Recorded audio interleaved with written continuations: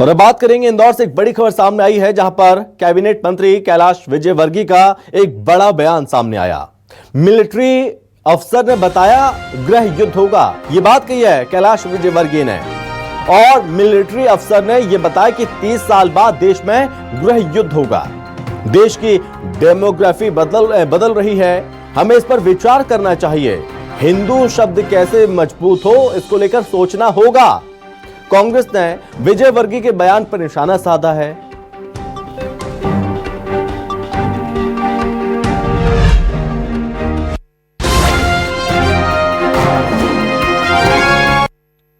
ने बड़ा विस्तार से कहा, मैं उसको दोहराऊंगा नहीं, पर यह बात सही है। मैं कल परसों किसी के साथ मिलिट्री के रिटायर ऑफिसर है, वो काफी सामाजिक काम में, उन्होंने कहा 30 साल बाद इस देश के अंदर गृह युद्ध प्रारंभ हो जाएगा। 30 साल बाद आप लोग रह नहीं पाएंगे, ऐसी स्थिति बन सकती है। जिस प्रकार की हमारे देश के अंदर डेमोग्राफी बदल रही है, हमें इसके ऊपर विचार करना है, चिंतन करना है। और जो हिंदू शब्द है कि कैसे मजबूत हो, इसके लिए काम करना चाहिए। मैं इस अवसर पर पूरी संस्था के पदाधिकारियों, विशाल जी, अंकित जी, सबको बधाई देता हूँ। बहुत ही अच्छा हृदय स्पर्शी कार्यक्रम किया। ऐसे कार्यक्रम की आज के समय में आवश्यकता है, क्योंकि आज के समय में समाज को लोग जाति के आधार पर बांट रहे हैं। हमारी जवाबदारी है, समाज संगठित होगा, समाज ताकतवर होगा तो देश ताकतवर होगा।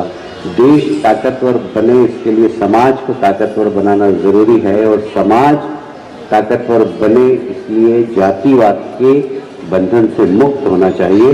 कैलाश जी वरिष्ठ नेता है, मध्य प्रदेश के काबीना मंत्री हैं और देश के राष्ट्रीय महासचिव हैं। अब प्रधानमंत्री जी जवाब दे, मुख्यमंत्री जी जवाब दे कि 2047 तक पहले विकसित भारत की बात कर रहे थे, अब बवाल भारत की बात करने लगे। क्या इनकी नीति और नियत इस देश में गृह युद्ध कराने की है, या फिर ये जो अखंड भारत की बात करते थे अब खंड खंड भारत के ऊपर आ चुके हैं? और अगर देश इनसे नहीं संभलता है तो ये देश की गद्दी छोड़ने का काम करे। ये विकसित भारत बनाना चाहते हैं या बवाल भारत बनाना चाहते हैं? कांग्रेस का एक एक कार्यकर्ता इसके खिलाफ अपनी चाहे जान दे देगा, पर इस देश में शांति रखने, अमन चैन को कायम रखेगा। दरअसल रक्षाबंधन के मौके पर आयोजित एक कार्यक्रम के दौरान अपनी बात रखते हुए कैलाश विजयवर्गीय ने कहा कि कुछ लोग हिंदुओं को जाति के आधार पर बांटना चाहते हैं ताकि वो अंग्रेजों की फूट डालो और राज करो की नीति का इस्तेमाल कर सत्ता हासिल कर सकें। और इस दौरान कैलाश विजयवर्गीय ने यह दावा करके विवाद खड़ा कर दिया कि बड़े पैमाने पर जनसांख्यिकी परिवर्तन यानी कि डेमोग्राफिक चेंज जो हो रहे हैं उसके कारण भारत में 30 साल के समय में 30 साल बाद गृह युद्ध हो सकता है। विपक्षी कांग्रेस ने इस बयान की निंदा की और इसे गैर जिम्मेदाराना बयान बताया और कहा कि कैलाश विजयवर्गीय को तुरंत तत्काल माफी मांगनी चाहिए। कैलाश विजयवर्गीय ने कहा कि वर्तमान समय में सामाजिक समरसता बहुत जरूरी है। हाल ही में एक रिटायर्ड सैन्य अधिकारी से बात कर रहा था जो सामाजिक कार्यों में बहुत सक्रिय हैं और उन्होंने कहा कि जिस तरह से हमारे देश की जनसांख्यिकी बदल रही है, 30 साल बाद गृह युद्ध शुरू हो जाएगा। ऐसी स्थिति पैदा हो सकती है कि आप लोग जी नहीं पाएंगे। इस तरह का बयान भी दिया। और इस पर बातचीत करने के लिए हमारे साथ पंकज चतुर्वेदी हैं, बीजेपी के प्रवक्ता, बीजेपी का पक्ष रखेंगे। पंकज जी, बहुत स्वागत है सर आपका। धन्यवाद संभव। पंकज जी, त्योहार ही ये सीजन है, रक्षाबंधन का कार्यक्रम पर्व है और इस दौरान एक बड़ा बयान देकर बवाल खड़ा कर दिया, विवाद खड़ा कर दिया कैलाश विजयवर्गीय जी ने। इस बयान को कैसे देखते हैं आप? देखिए संभव जी, डेमोग्राफिक डिफरेंस तो भारत में है और केंद्र सरकार ने अभी चुनाव के पहले हम सब ने देखा कि वो आंकड़े सार्वजनिक किए थे कि 1955 से लेकर 2015 तक किस प्रकार देश में जनसंख्या का असंतुलन आया और जिस प्रकार जनसंख्या बढ़ी और घटी वो सबके सामने है। किस समाज की बढ़ी, किस समाज की घटी, वो भी सबके सामने है। तो डेमोग्राफिक डिफरेंस देश में है, इस सच को स्वीकारना चाहिए, नंबर 1। नंबर 2, सामाजिक समरसता बहुत आवश्यक है। तो डेमोग्राफिक डिफरेंस है और उसको बैलेंस कौन करेगा? सामाजिक समरसता। और सामाजिक समरसता है, सौहार्द है, तो फिर किसी प्रकार की दिक्कत नहीं होना चाहिए। पर मुझे ऐसा लगता है कि डेमोग्राफिक डिफरेंस इस देश की एक ऐसी विषमता है जिसकी तरफ सबको ध्यान देने की आवश्यकता है और हर व्यक्ति को प्रयास करना चाहिए कि अपने स्तर पर वो जो इस संतुलन को पाट सके, इसके प्रयास करने चाहिए ताकि चीजें संतुलित हो। चलिए ठीक है पंकज जी, आप हमारे साथ बने रहिए, इस पर और भी हम चर्चा करेंगे। हमारे साथ प्रदेश कांग्रेस के मीडिया विभाग के अध्यक्ष के मिश्रा भी हमारे साथ जुड़ रहे हैं। के मिश्रा जी, बहुत स्वागत है सर आपका। जी संभव जी, थैंक यू सर। इस बयान को आप कैसे देखते हैं जो कैलाश विजयवर्गीय के द्वारा दिया गया, और जिस तरह से बीजेपी की सत्ता इतने वर्षों से है उसके बाद भी इस तरह का बयान देना क्या आप सही मानते हैं? संभव जी देखिएगा, ये बहुत गंभीर मामला है क्योंकि कैलाश विजयवर्गीय जी एक सामान्य नेता नहीं है। वे सत्तारूढ़ भारतीय जनता पार्टी के पूरे देश के जनरल सेक्रेटरी रहे हैं। मौजूदा स्थिति में मध्य प्रदेश सरकार के काबीना मंत्री हैं।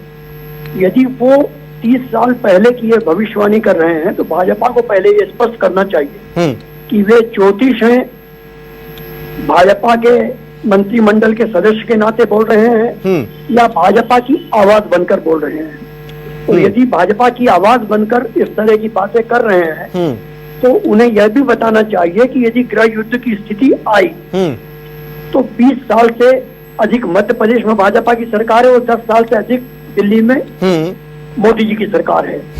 तो क्या यह सरकार की असफलता है या सरकार खुद ऐसे शब्द बोलकर गृह युद्ध करवाना चाहती है? क्योंकि जिस तरह कल देश के गृह मंत्री जी का अहमदाबाद में एक बयान आया है सीएए को लेकर, तुष्टीकरण को लेकर, तो जब गृह मंत्री ही देश का, जो कैलाश विजयवर्गीय उनको गुरु मानते हैं, अपना बॉस मानते हैं, तो क्या यह एक नीतिगत सुनियोजित षड्यंत्र के तहत बोला गया है कि मध्य प्रदेश में कैलाश विजयवर्गीय जी बोले और अहमदाबाद में अमित शाह जी इस बात को बोले? ठीक है, यह बहुत गंभीर है। एनआईए को इनको गिरफ्तार करना चाहिए और इनसे पूछना चाहिए कि वो पंकज जी से समझ लेता हूं एक चीज। पंकज जी, मैं आपसे 2-3 बातें समझना चाहता हूं सर। पहली बात कि डेमोग्राफिक बदलाव को लेकर जो बातें कही जा रही हैं, इतने वर्षों से आपकी सरकार है, जिन राज्यों में ये सब चीजें देखने को मिल रही हैं और बहुत बड़े पैमाने पर डेमोग्राफिक बदलाव देखने को मिला है, वहां पर आपकी सरकार ने, केंद्र सरकार ने क्या कदम उठाए हैं इसको रोकने को लेकर? और जो सरकार ने लक्ष्य तय किया 2047 का विकसित राष्ट्र बनने का, उसको बनाने का, वो जो सपना केंद्र सरकार देख रही है, वो कैसे पूरा हो पाएगा? देखिए शंभू जी, डेमोग्राफिक डिफरेंस ये 10 साल या 20 साल की विषय नहीं है। ये पिछले 60 सालों का 1955 से लेकर 2015 तक का सर्वे है डेमोग्राफिक डिफरेंस का। ये 10 साल 20 साल का विषय नहीं है। दूसरा, मिश्रा जी ने बात करी सीएए की, तो क्या है सीएए कानून? क्या किसी भारतीय नागरिक की, वो किसी भी जाति धर्म को क्या नागरिकता ली जा रही है? नहीं ली जा रही। पाकिस्तान में, बांग्लादेश में, अफगानिस्तान में ऐसे लोग जो धर्म से हिंदू, मुस्लिम, बौद्ध, सिख, ईसाई हैं और वहाँ धर्म के आधार पर पीड़ित और प्रताड़ित हैं, उनको भारत की नागरिकता दी जाएगी यदि भारतीय नागरिक है, मूल्य उनका भारत का है तो। और ये तो स्वतंत्रता के समय कांग्रेस के नेताओं ने कहा था कि अभी आप वहीं बने रहो, समय आने पर आपको हम वापस भारत में लेंगे। और जिस विभाजन में जिसके लिए कांग्रेस जिम्मेदार थी, लगभग 25 लाख हिंदुओं का उस समय कत्ल किया गया हो, खुलेआम मारा गया हो, हिंदू धर्म की बहन बेटियों के साथ किस प्रकार व्यभिचार हो, सब इतिहास के किस्से में ऐसा ना मैं था, ना आप थे, ना मिश्रा जी भी इस समय संभवतः नहीं रहे होंगे, और रहे होंगे तो बचपन में रहे होंगे। तो हम सब ने उससे चीजें देखी हैं। तो मुझे लगता है सीए को लेकर जिस प्रकार का भ्रम तुष्टीकरण करने वाली राजनीति कांग्रेस करती है, तो तुष्टीकरण। छोटा सा रिएक्शन के मिश्रा जी, छोटा सा रिएक्शन। पंकज भाई भी बौद्धिक धरातल पर एक मजबूत हमारे साथी, मैं उनसे निवेदन करना चाहूंगा कि जब देश में विद्रोह का कोई आह्वान कर रहा हो तो क्या आप इसे उचित नहीं मानते हैं कि एनआईए उन्हें गिरफ्तार करे? ठीक है, और उन सैनिक अधिकारियों से भी पूछे जिन्होंने इस बात को कहा। चलिए सर, माफ कीजिएगा साहब, मैं यही रोकना चाहूंगा। के मिश्रा जी बहुत धन्यवाद, और पंकज चतुर्वेदी जी बहुत धन्यवाद आपके तमाम जानकारी के लिए।